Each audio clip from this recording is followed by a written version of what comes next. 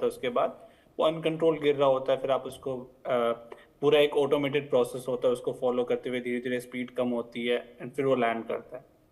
तो ये सारी चीजें हम टेस्ट बहुत बार करते हैं, लेकिन हमेशा 1% चांस रहता है कि कुछ गलत हो सकता है। लेकिन हमारी तैयारी पूरी होती है, जो भी एजेंसी है, स्पेस एक्स है, नासा है, और भी बहुत सारी एजेंसी इसमें इन्वॉल्व होती हैं। तो उन्होंने ऑलरेडी जो स्पेस क्राफ्ट गया है वहाँ पे, dragon space craft space x का, राइट, वो बहुत बार टेस्ट किया जा चुका है, बहुत बार यूज किया जा चुका है एस्ट्रोनॉट्स को स्पेस में लाने और ले जाने के लिए, राइट।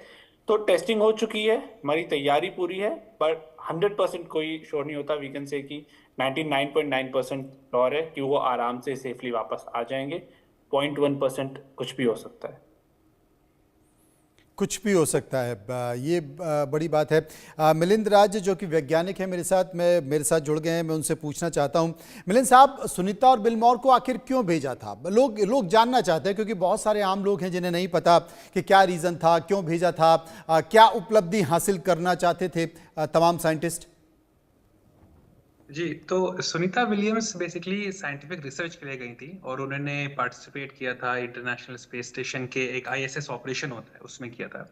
सो ये जो मिशन था इसमें स्पेस बॉक्स और तरह तरह के स्पेसक्राफ्ट सिस्टम्स की टेस्टिंग और रिसर्च इसलिए गई थी। एक यूट्यूब पे बहुत पॉपुलर वीडियो है जिसमें सुनीता विलियम्स पूरे आईएसएस जो सिस्टम है आपका इंटरनेशनल स्पेस स्टेशन, इसके एक इन डेप्थ टूर करा रही थी। तो ये वीडियो 9 साल पहले का अपलोडेड है। तो उसमें भी आप देखिए वो 4 महीने के एक टूर पे थे।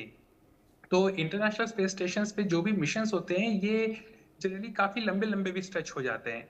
और हालांकि इस वाले मिशन में ये सिर्फ 8 दिन के लिए ही इनका जो शेड्यूल्ड ट्रिप थी ये 8 महीने की थी, और इसी बीच में इनको स्पेस मिशन रिलेटेड रिसर्च का काम था। और उसी उसी बीच ये ऐसी तकनीकी खराबियां भी आई जो बोइंग स्टार लाइनर में आई, जिसकी वजह से ये 8 दिन की जो मिशन था ये एक 9 महीने की चुनौती में बदल गई।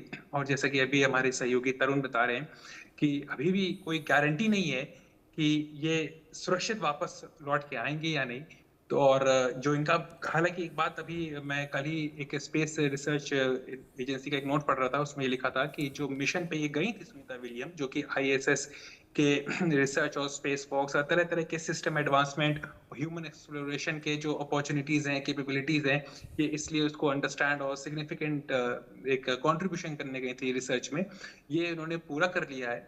और अब वो बात सब यही आखिरी अब एक ऐसा पल आ गया है जिसमें हम सब लोग इंतजार कर रहे हैं कि ये सुरक्षित वापस अपने पृथ्वी पे लौटें। और उसके बाद पूरी दुनिया एक एक्साइटेड है, उत्सुक है जानने की कि आखिर कैसा ये 9 महीने का पीरियड रहा था। जी, अब तरुण शर्मा जी, चूंकि इन्होंने आईएसएस का जिक्र किया कि ये एक लैब है जो कि अंतरिक्ष में बनाई गई है और इसे अमेरिका, रूस, फ्रांस और कई 18 देशों ने इसे मिलकर तैयार किया है। इसके पीछे का उद्देश्य क्या है? ये कितना महत्वपूर्ण हो सकती है और इसके फायदे क्या हैं? में जाते हैं पीछे, आपको याद होगा 1969 में सबसे पहले चांद पे कदम रखा। उस टाइम पे क्या था, सेकेंड वर्ल्ड वॉर के बाद की बात देखें तो यूएस और उस टाइम पे यूएसएसआर जो था, रशिया, सोवियत यूनियन, उनके बीच में एक तरह से रेस चल रही थी कि चलो अर्थ पे मामले एक तरह से सेटल्ड है, अब स्पेस को कॉन्कर करने की बात है, राइट। तो वो कुछ साल तक उनके बीच में एक तरह से रेस चलती रही, और फिर एक समय आया जब उन्होंने डिसाइड किया कि इसका कुछ मतलब नहीं है, और एक इंटरनेशनल एक तरह से ट्रीटी साइन हुई थी कि स्पेस में जो भी यूज होगा, स्पेस पे जो भी एक्सप्लोरेशन होगा वो सिर्फ पीसफुल पर्पस के लिए होगा, राइट। फिर एक समय आया कि इन लोगों ने डिसाइड किया कि मिलके काम करते हैं, और उसी का ये रिजल्ट है कि स्पेस स्टेशन हमने बनाया। पहले होता था कि स्पेसक्राफ्ट में जाते थे और वो पूरा का पूरा स्पेसक्राफ्ट वापस आ जाता था, तो कुछ समय के लिए वो लोग रहते थे।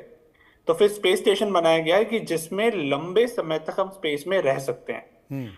बहुत सारे स्पेस स्टेशन बने थे आईएसएस से पहले भी, राइट, पर वो कुछ समय के लिए काम किए। 1998 आई गेस में बनना शुरू हुआ था इंटरनेशनल स्पेस स्टेशन, और 2001 से ये कॉन्टिन्यूअसली ऐसे है कि कम से कम एक ह्यूमन इस पे रहा है, राइट। तो पिछले 25 सालों से वहां पे रिसर्च चल रही है, तो बहुत बड़ा है ये। लगभग आप जब शुरू हुआ था तब तो छोटा था, बट आज के टाइम पे बात करें तो लगभग एक फुटबॉल फील्ड के साइज के बराबर है, जिसमें अलग अलग लैब्स हैं, जिसमें अलग अलग एक्सपेरिमेंट्स होते हैं। जो भी एस्ट्रोनॉट्स वहां जाते हैं वो उनका घर भी है, जी। राइट। तो वो सारी चीजें वहां पे रहती है जहाँ पे अलग अलग तरह के स्पेस एक्सपेरिमेंट हम लोग रन करते हैं। और इन रिसर्च का फायदा हमें एस्ट्रोनॉमी और स्पेस साइंस में ही नहीं, हमारी जनरल लाइफ में भी बहुत बार मिला है, बहुत ऐसी जगहों पे है, मेडिकल फील्ड में और डे टू डे जो चीजें होती हैं उनमें भी इन एक्सपेरिमेंट्स का फायदा होता है। बिल्कुल आपने ठीक बताया, और कई सारी चीज़ें हैं, क्योंकि ये भी कहा जा रहा है कि ये जो आईएसएस में 6 स्लीपिंग रूम है, 2 बाथरूम है, एक जिम है, और जितने भी वहाँ पर रहने वाले अंतरिक्ष यात्री हैं उनको हर रोज़ कम से कम 2 घंटे एक्सरसाइज करनी पड़ती है। शायद दर्शकों के लिए ये भी महत्वपूर्ण है कि पृथ्वी के चारों ओर 28,163 किलोमीटर प्रति घंटे की रफ्तार से ये चक्कर भी लगा रहा है पृथ्वी के ऊपर। तो यानी कितनी तेज़ी से घूम रहा है, यानी कि 90 मिनट में ये पूरी पृथ्वी का चक्कर पूरा कर लेता है। तमाम सारी चीज़ें इसकी खासियत भी हैं। लेकिन मेरे साथ मिलिंद बने हुए हैं। मिलिंद, क्रू 10 मिशन में इतनी देरी कैसे हो गई? इसे पहले भी भेजा जा सकता था, और अगर नहीं भेजा गया तो क्यों? जी देखिए, ये एक एक काफी पॉपुलर एक सवाल बन चुका है कि आफ्टर ऑल ऐसा क्या हुआ, इतनी तकनीक है हम लोग के पास, हम लोग तरह तरह के स्पेस एजेंसीज की बात करते हैं, एजेंसीज हैं, आप स्पेस एक्स है, नासा है, अपने भारत देश में देखिए इसरो है, सब कोई है। और सभी देश है, रूस है, जापान है, सब कोई अपने को क्लेम करता है कि हमारे पास सबसे बेहतरीन तकनीक है। उसके बावजूद अगर कोई 9 महीने का एक बड़ा एक समय होता है, मतलब इट्स ऑलमोस्ट 1 ईयर आप कह सकते हैं इसको, तो और वो भी स्पेस में कोई फंसा रह गया, तो एक अपने आप में एक सवाल उठाता है, क्या ये अभी भी हम लोग रेस्क्यू सिस्टम्स में क्या बहुत अभी पीछे हैं ये कहा जाए, या अभी टेक्नोलॉजी और रिसर्च मांग रही है? क्योंकि ये अनएंटिसिपेटेड था, मतलब कि ये किसी ने सोचा नहीं था कि जो 8-9 दिन के लिए एस्ट्रोनॉट्स ऊपर जा रहे हैं, सुनीता विलियम्स और बच विल्मोर, ये इस तरह के एक टेक्निकल ग्लिच में फंस जाएंगे जिसमें हीलियम लीक, थ्रस्टर प्रॉब्लम्स और वगैरह वगैरह। और इस तरह की प्रॉब्लमें आई कि बोइंग स्टार लाइनर में इवन जो बोइंग है और नासा है, इन्होंने जॉइंटली डिक्लेयर किया था कि इसको अब रिपेयर नहीं कर सकते हैं। अब इनको ह्यूमन, जो 2 ह्यूमन फंसे हुए हैं, 2 एस्ट्रोनॉट्स फंसे हुए हैं, इनको सेकेंडरी मिशन से वापस लाना पड़ेगा, जिसमें स्पेसएक्स का ये प्लान, एक कुछ लोग पॉलिटिकल इशू गवर्नमेंट यूएस की में ले जा रहे हैं, जैसा भी हो, फलाना जो भी हो, बट मेन सवाल ये है कि डिले क्यों हुआ। ये ये एक तकनीकी ग्लिच जो कोई भी समझ नहीं पाया, ये जो आ गई थी, जो हीलियम लीक के, जो थ्रस्टर इंजन के पास जो भी प्रॉब्लम्स थी बोइंग स्टार लाइनर में, ये इसको, ये एक इररिपेरेबल टाइप का इसको टाइटल दे दिया गया था। अभी कल का ही मैं नासा का, जैसे मैंने बताया था, मैं इस पे काफी डीपली इस पे फॉलो कर रहा हूँ इसको, तो ये इसका कोई एक ऐसा क्लियर कट नहीं बता पा रहे हैं कि इसमें क्या है, बट एक बात जरूर सामने आ गई है कि हम लोग के पास इमरजेंसी रेस्क्यू सिस्टम्स की अभी कमी है। हम लोग कोई आपातकालीन सिचुएशन ऐसी बन जाती है तो इसमें ये 9 महीने का समय लग गया। हालांकि इससे बहुत सारी लर्निंग्स भी आई है, बहुत सारी चीजें सीखने को भी आई है स्पेस एजेंसीज को, जो प्राइवेट कंपनीज हैं और जो नॉन प्राइवेट एजेंसीज हैं, दोनों ही की बात कर रहा हूँ।